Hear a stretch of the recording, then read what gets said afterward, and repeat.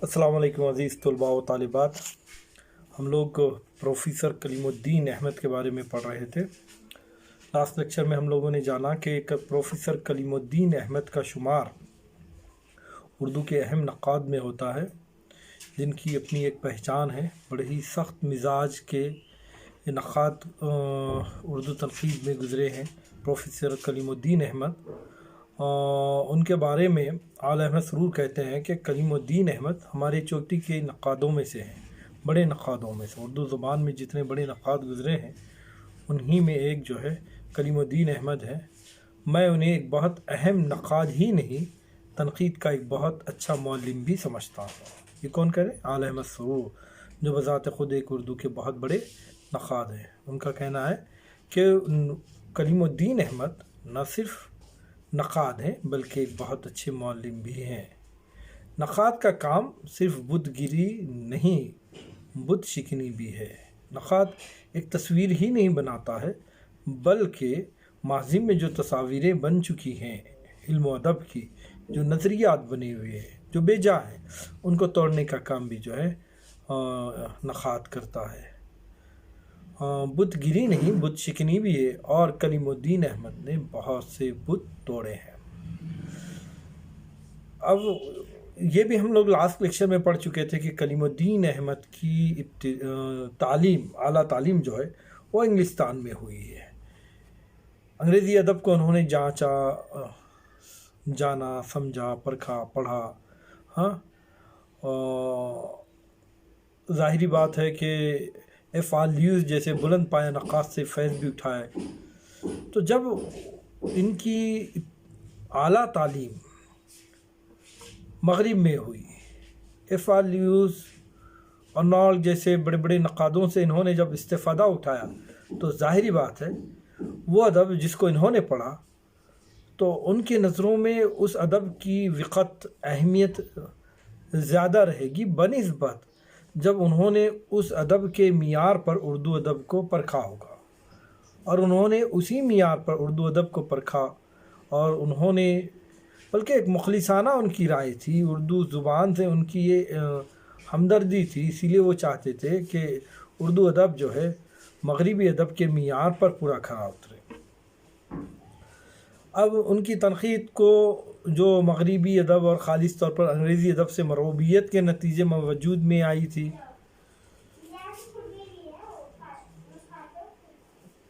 جس کے وجہ سے انہیں اپنی زبان کا ادبی سرمایہ حقیر و بے وقت نظر آتا تھا، اور ان کی رائے میں اس کا نظر آتش کر دیا جانا ہی بہتر تھا. اس شدت اور سخت گیری کے باوجود کلیم الدین احمد کی تنقید سے اردو ادب کو بہت فائدہ پہنچا. انہوں نے اردو تنقید کی جس طرح رہنمائی کی اور اس کے سرمایے میں جو بیش قیمت اضافہ کیا، اسے ہمیشہ قدر و منزلت کی نظر سے دیکھا جائے گا. وہ ہمارے عہد کے چند بڑے نقادوں میں سے، میں اس سے پہلے بھی کہہ چکا ہوں یہ بات. یہ الزام بے بنیاد نہیں کہ کلیم الدین احمد مغرب کے پرستار ہیں. ظاہری بات ہے جن کی اعلیٰ تعلیم ہی جو ہے مغرب میں ہوئی ہے، جنہوں نے مغربی ادب کو سمجھا ہے، پڑھا ہے، اور مغربی نقادوں کے صحبت میں رہ کے ان سے فیض اٹھایا ہے، تو پھر وہ مغرب کے پرستار تو رہنا لازمی بات ہے. کلیم الدین احمد ہمیشہ اردو ادب کا مغربی ادب سے مقابلہ کرتے اور اپنی ادبی سرمایے کی بے وقتی پر نادم ہوتے رہے. انہیں اردو ادب میں خامیاں ہی خامیاں نظر آئی ہیں. اردو غزل میں جس کی مقبولیت کسی عہد میں کم نہ ہو سکی، انہیں نیم وحشی صنف سخن نظر آئی. اردو غزل کو کلیم الدین احمد نے نیم وحشی صنف سخن قرار دیا تھا، اور اردو تنقید کا وجود انہوں نے فرضی اقلیدس کے خیالی نقطے اور معشوق کی کمر کی طرح موہوم نظر آیا. اردو شعراء کا کلام کو کلیم الدین احمد لغو و بے معنی کہا کرتے تھے. حالی کے بارے میں تو یہاں تک کہہ دیتے کہ حالی کے خیالات ماخوذ، واقفیت محدود، نظر سطحی، فہم و ادراک معمولی، غور و فکر ناکافی، تمیز ادنا، دماغ و شخصیت اوسط، اس طرح کے نظریات کلیم الدین احمد کے حالی سے متعلق تھے۔ اتنے بیزار وہ اردو شاعری سے بہت زیادہ بیزار تھے اور بار بار جتاتے تھے کہ اردو شاعری اور مغربی شاعری میں زمین آسمان کا فرق ہے۔ انہیں افسوس ہے کہ اردو شاعر فارسی شاعری کی خوشاچین رہے۔ اگر وہ مغربی شاعری کی طرف متوجہ کرتے تو اردو شاعری کی دنیا بدل چکی ہوتی۔ کلیم الدین احمد ایسا سمجھتے ہیں کہ اردو شعراء جو ہیں انہوں نے فارسی شعراء کی نقل کی ہے، ان کی تقلید کی ہے، ان کے نقش قدم پر چلا ہے۔ اگر اس کے برعکس یہی شعراء انگریزی ادب کے معیار پر چلتے، ان کی اگر تقلید کرتے تو اردو ادب اور اردو شاعری کی دنیا یقیناً بہت ترقی کر چکی ہوتی۔ اس قسم کے خیالات کلیم الدین احمد کے ہیں، جس کے سبب انہیں تنقید میں بت شکنی کا ایک مقام دیا گیا ہے۔ ان کا خیال ہے کہ اردو ادب کو، اردو شاعری کو بدل جانا چاہیے تھا۔ نئی عمارت اسی وقت تعمیر ہو سکتی ہے جب پرانی عمارت مسمار کر دی جائے۔ اب یہ تو کلیم الدین احمد کے اپنے نظریات تھے کہ اردو شاعری میں بھی بدلاؤ ہونا چاہیے، اردو نثر میں بھی بدلاؤ ہونا چاہیے۔ انہوں نے اردو نثر کی اردو ادب کی تمام اصناف کو اپنی تنقید کا نشانہ بنایا ہے۔ اب اس کی سب سے بڑی وجہ یہ رہی ہے کہ وہ انگریزی ادب سے مرعوب تھے، انگریزی ادب کو پسند کرتے تھے اور مغربی نقادوں سے انہوں نے استفادہ حاصل کیا تھا۔ یہی ان کی سب سے بڑی وجہ ہے۔ دوسری اہم بات یہ کہ انہوں نے ادب کی آفاقیت پر زور دیا ہے۔ ادب محدود نہیں رہنا چاہیے۔ اس کی بنیادی قدریں ایسی ہیں جو ساری دنیا کے ادب کو ایک رشتے میں پروتی ہیں۔ ادب چاہے کہیں کا بھی ہو، اگر ادب فرانس کا ہے تو اس سے جرمنی کا ایک ادیب استفادہ حاصل کر سکتا ہے۔ اگر ادب ہندوستان کا ہے تو اس ادب سے امریکہ کا ادیب بھی استفادہ حاصل کر سکتا ہے۔ تو اس کو ادب میں محدودیت نہیں رہنا چاہیے بلکہ آفاقیت ہونا چاہیے، اعلیٰ درجے کا ہونا چاہیے۔ ادب میں کچھ ایسی چیزیں ہوتی ہیں جو اسے زندہ رکھتی ہیں، اسی لیے کسی زمانے کا اچھا ادب بعد کے زمانوں کے لیے بیکار نہیں ہوتا۔ وہ اس نتیجے پر پہنچتے ہیں کہ جو حضرات تنقید کے مغربی اصول اور مشرقی اصول کی بات کرتے ہیں وہ یہ بھول جاتے ہیں کہ ادب کو اس طرح خانوں میں تقسیم کر دیا جائے تو دنیا تنقید، دنیا ادب، دنیا خیال سب درہم برہم ہو جائے گا۔ تنقید کو یا تنقیدی اصولوں کو، تنقیدی نظریات کو کسی بھی خانوں میں ہم بانٹ نہیں سکتے۔ مغربی اصول، مشرقی اصول کہہ کر ہم اس کو الگ الگ نہیں کر سکتے، کیونکہ یہ سب انسانیت کے لیے ادب ہوتا ہے۔ دنیا ادب، دنیا خیال، یہ سب اگر اس طرح تقسیم کریں گے تو درہم برہم ہو جائیں گے۔ ماحول کا اثر ضرور ہوتا ہے ادب پر، انسان پر بھی اور ادب پر بھی، لیکن کلیم الدین احمد کی رائے ہے کہ اس اثر کو بہت زیادہ اہمیت نہیں دی جانی چاہیے۔ ادب آفاق گیر ہے اور انسان کے بنیادی افکار و احساسات اس سے وابستہ ہیں۔ اگر ایسا نہ ہوتا تو یہ کس طرح ممکن تھا کہ ایک انگریز فرانسیسی ادب سے اور ایک فرانسیسی روسی ادب سے لطف اندوز ہوتا۔ اس طرح کے نظریات ہیں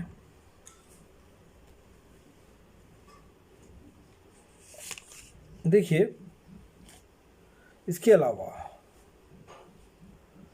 کلیم الدین احمد کا عقیدہ ہے کہ شعر و ادب کو نہ محض نفسیات کی کسوٹی پر پرکھا جا سکتا ہے، نہ صرف مارکسزم کی روشنی میں اس کا مطالعہ کیا جا سکتا ہے، بلکہ ادب کو ہر حال میں ادبیت کے معیار سے ہی پرکھا جانا چاہیے۔ ادب کو جانچنے کے، پرکھنے کے جو اصول اور پیمانے بنائے گئے ہیں، چاہے وہ مارکسزم کے نظریات کے اصول کی بنیاد پر ادب کو پرکھا جاتا ہو یا نفسیات کے، اس کے مخالف کلیم الدین احمد ہیں۔ وہ کہتے ہیں کہ ہر حال میں ادبیت کے معیار ہی سے ادب کو پرکھنا چاہیے۔ پہلے یہ دیکھنا چاہیے کہ ادب جو کچھ بھی تخلیق کیا گیا ہے کیا واقعی وہ ادب ہے۔ وہ لکھتے ہیں کہ نقاد نہ فرائڈ کا خوشہ چیں ہوتا ہے اور نہ مارکس کا مقلد، وہ فرائڈ اور مارکس دونوں کے نظریوں میں سے کچھ مفید باتیں لے سکتا ہے، شرط یہ کہ مفید اور غیر مفید، درست اور نادرست کی سمجھ ہو۔ ضرورت اس کی ہے کہ ہم ادب کو ادب سمجھیں اور اسے ادب کی حیثیت سے جانچیں۔ اب یہ بات تو واضح ہو گئی کہ کلیم الدین احمد کسی کے بھی نظریات کو اہمیت نہیں دیتے، چاہے وہ فرائڈ ہو، چونکہ فرائڈ جو ہے وہ نفسیاتی تنقید کا بانی تصور کیا جاتا ہے، کارل مارکس مارکسزم تنقید کا بانی ہے۔ ہم ان کو کسی کا مقلد ہو جانا یا کسی کا پیروکار ہو جانا یہ نقاد کے لیے بہتر نہیں ہے۔ ہاں ایسا ہو سکتا ہے کہ ہم فرائڈ کی اچھی باتوں میں سے کچھ باتیں لے لیں، مارکس کی اچھی باتوں میں سے کچھ مفید باتیں لے لیں، لیکن اس کی سمجھ ہمیں ہونی چاہیے۔ ایک جگہ اور لکھتے ہیں کہ ادب کی دنیا ایک ہے، اس میں الگ الگ چھوٹی چھوٹی دنیایں ہیں، خود مختار حکومتیں نہیں۔ شاعری کا مدعا آج بھی وہی ہے جو 2000 برس پہلے تھا، اور فنون لطیفہ کے بنیادی قوانین، شاعری کی اصولی باتیں ساری دنیا میں ایک ہیں۔ یعنی ادب کو آفاق گیر دیکھنا چاہتے تھے کلیم الدین احمد، وہ ملکوں کی سرحدوں میں ادب کو قید کرنا نہیں چاہتے تھے۔ ادب کی دنیا ایک ہے، اور پھر اس کو جانچنے کے بھی لیے یاد رکھیے گا سخت گیر قسم کے نقاد تھے، ادب کو آفاق گیر محسوس کرنا چاہتے تھے، اردو ادب کو انگریزی ادب کے معیار پر پرکھنا چاہتے تھے، ادب کی آفاق گیریت کے حائل کے ماننے والے تھے۔ وہ ادب کو پہلے ادبیت کی نظریے سے جانچنے اور پرکھنے کی دلالت کرتے ہیں۔ ان کے نزدیک ادب کو فرائڈ کے نظریات، مارکس کے نظریات کے جو ہے مقلد نہ ہوتے ہوئے ان کی اچھائیاں لو، یہ ٹھیک تھا، لیکن مکمل اس کی پیروی کرنے کے وہ مخالفت کرتے ہیں۔ ادب پہلے ادب ہے، بعد کو کچھ اور۔ اشتراکی کوچہ گردوں سے وہ اس لیے وہ کارل مارکس کے نظریہ سے بھی بیزار ہیں کیونکہ انہوں نے شاعری کو پیغام بنا دیا تھا، یعنی پروپیگنڈے کا ایک اعلیٰ کار بنا دیا تھا، حالانکہ وہ پیغمبری کو حقارت کی نظر سے نہیں دیکھتے اور اس بارے میں بہت متوازن نظریہ پیش کرتے ہیں۔ ٹھیک ہے، کارل مارکس یہ نظریہ پیش کرتا ہے کہ ادب سے جو ہے ایک پیغام، ایک میسیج دے، اور اسی بنیاد پر انہوں نے اس کی مخالفت بھی کی، لیکن حقیقت یہ ہے کہ آپ جو ہے ادبیت کو پیغمبری کے مزاج میں بھی دیکھنا چاہتے تھے۔ وہ کہتے ہیں کہ میں یہ نہیں کہتا کہ پیغام اور شاعری میں کوئی بیر ہے، کوئی مخالفت ہے، شرط یہ کہ پیغام شعری تجربہ بننا جائے، یعنی ہر پیغام شعری طریقے سے ہی پیش کرتے جا رہے ہیں، یہ جو ہے غلط ہے۔ ایسا کلیم الدین احمد کا کہنا تھا۔ کلیم الدین احمد کے خیال میں وہ شاعری کو موسیقی اور مصوری سے بلند رتبہ دیا کرتے تھے، کیونکہ شعر بیک وقت نغمہ بھی ہے اور تصویر بھی ہے، مگر اس کے سوا کچھ اور بھی، اس لیے ان کی نظر شعر میں جلوے حسن کی متلاشی ہے۔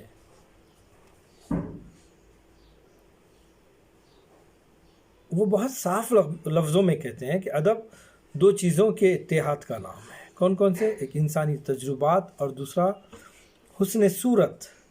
کلیم الدین احمد کے خیال میں تنقید کا واسطہ ادراک سے ہے، تاثرات سے نہیں۔ وہ تاثراتی تنقید کے قائل نہیں ہیں، وہ تاثراتی تنقید کو نہیں مانتے۔ لچھے دار جملوں، چلتے ہوئے فقروں کو وہ تنقید کے لیے مہلک سمجھتے ہیں۔ ان کے نزدیک تنقید میں اس کی ضرورت ہے کہ خیالات کو اس صفائی سے ظاہر کیا جائے کہ غلط فہمی کا احتمال باقی نہ رہے۔ ادراک کے حائل کے ماننے والے ہیں، تاثراتی تنقید سے یہ بیزار ہیں، اس لیے وہ خود لفاظی اور عبارت آرائی سے پرہیز کرتے ہیں۔ پروفیسر کلیم الدین احمد نے اپنی تحریروں کے ذریعے اردو شعر و ادب کی دنیا میں ایک انقلاب عظیم برپا کر دینا چاہتے تھے۔ یہ تو نہ ہو سکا، مگر ان کی کوششیں نتیجہ خیز ضرور ثابت ہو گئی ہیں۔ اب دیکھتے ہیں ان کی کیا کیا کوششیں تھیں جو نتیجہ خیز ثابت ہوئی۔ نمبر 1، یہ انہی کی تحریروں کا اثر تھا کہ اشتراکی ادب کا طلسم ٹوٹا۔ اشتراکیت، ترقی پسند ادب، یہ جو نظریہ ہمارے ادب میں بہت تیزی سے چلا آ رہا تھا، وہ کہیں نہ کہیں رکا ان کی وجہ سے۔ محض پیغمبری کو شعر و ادب کے مقام سے انہوں نے اس کو بہت بلند ترین سمجھا اور ادب کو ادب کی کسوٹی پر پرکھنے کا چلن ہوا۔